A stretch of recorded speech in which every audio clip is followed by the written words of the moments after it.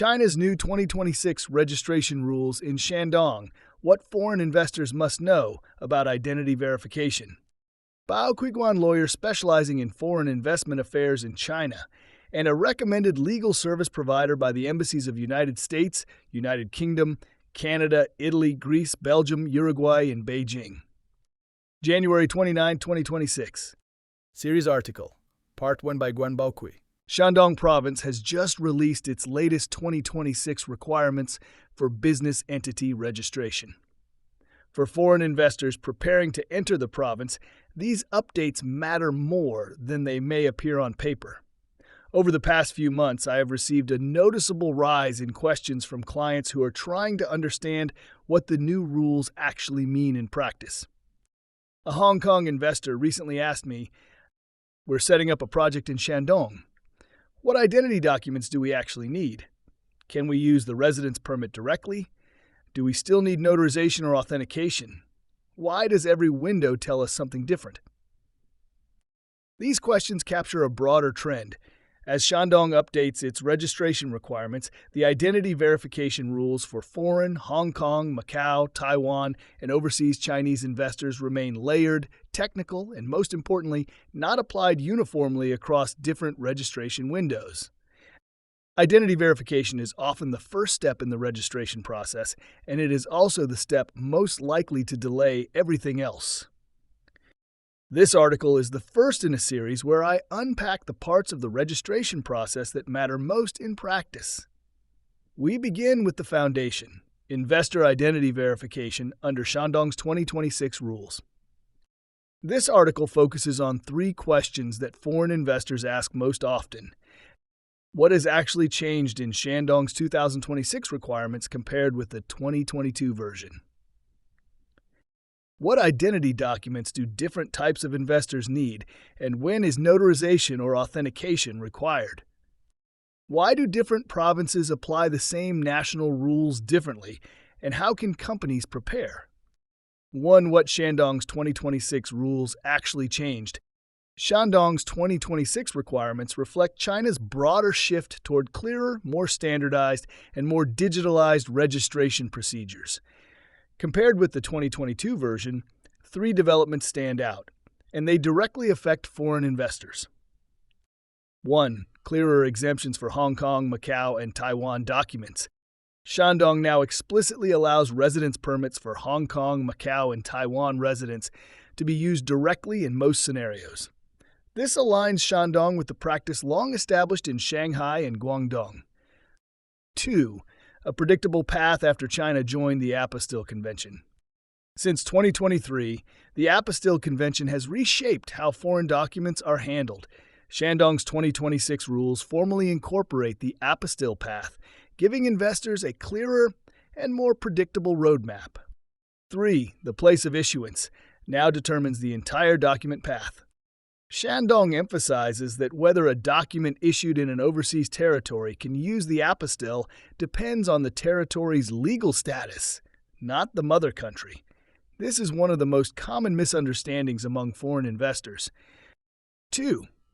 What different types of investors must prepare, Shandong 2026-2022 compared. Below is a practical overview based on both Shandong's written rules and how similar rules are applied in other provinces. Hong Kong, Macau, and Taiwan investors. Corporate qualification documents must be notarized locally. Hong Kong, Macau, notarized documents must be forwarded through the Ministry of Justice channel, electronic forwarding increasingly accepted. Identity documents that can be used directly, no notarization. Taiwan residence permit and travel permit can be used directly.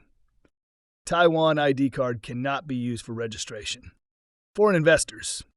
Apostille Convention countries. Non-convention countries. No diplomatic relations. Overseas territories. Foreign individuals holding Chinese documents. No notarization required if the individual holds Chinese permanent residence ID, passport with verified entry procedures.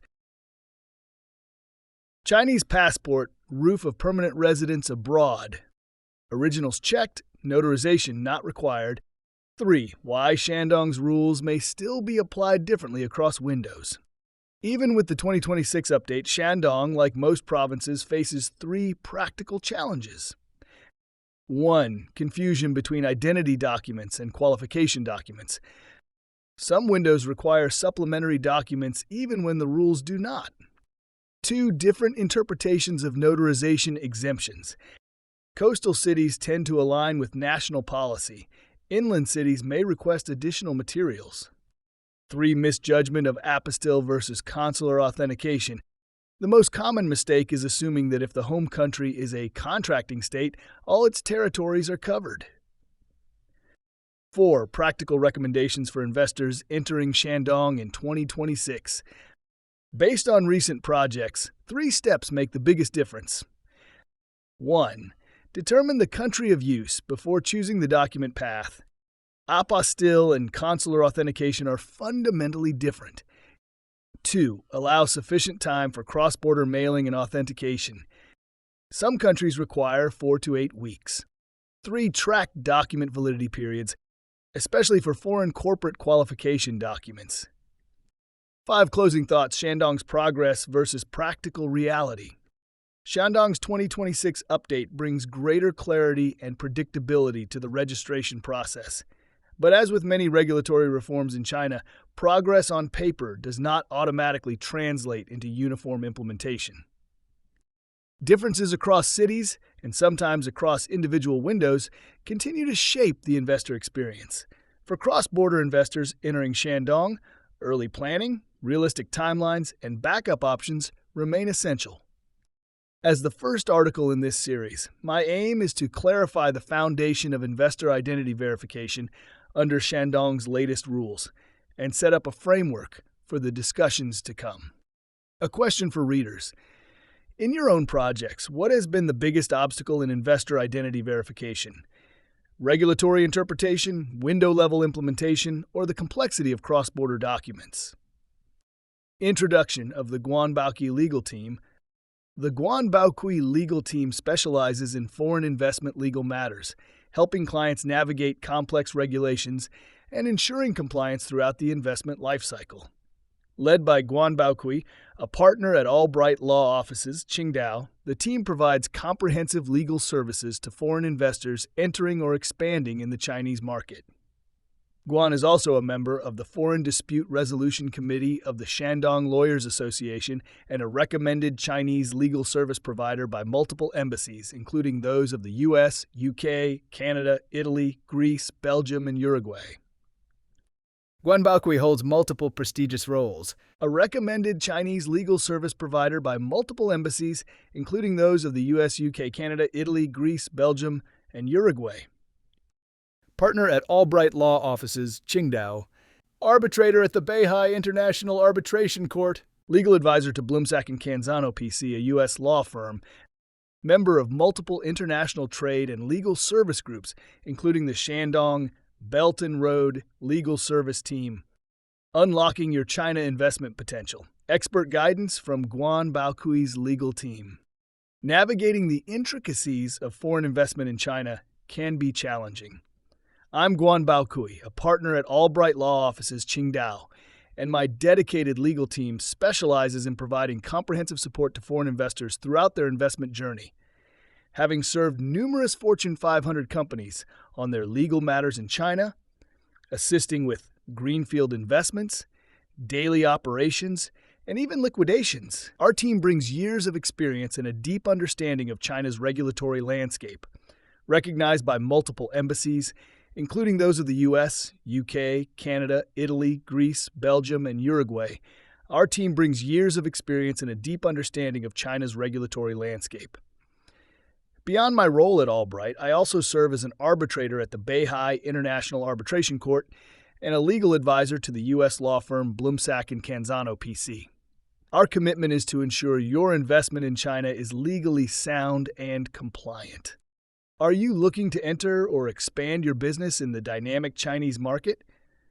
Do you find yourself grappling with complex regulations and seeking clear, practical guidance? You're not alone. Many foreign investors face similar hurdles. To help you navigate these complexities with confidence, I'm excited to announce the launch of a series of insightful articles focused on demystifying the China investment process. This post marks the beginning of our series, designed to guide you through each critical stage of investing in China. Over the coming weeks, we'll delve into essential topics such as selecting the right legal entity, navigating the registration process, mastering compliance matters, and ensuring smooth operational success. Each article will address common challenges faced by foreign investors and offer practical, experience-backed solutions. Don't miss out on this valuable resource. Follow my profile for upcoming articles in this series.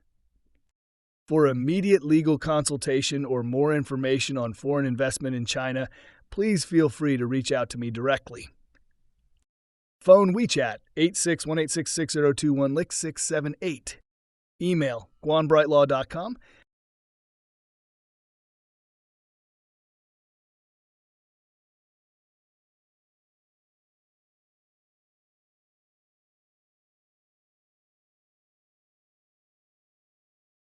We look forward to helping you unlock your full potential in the China market.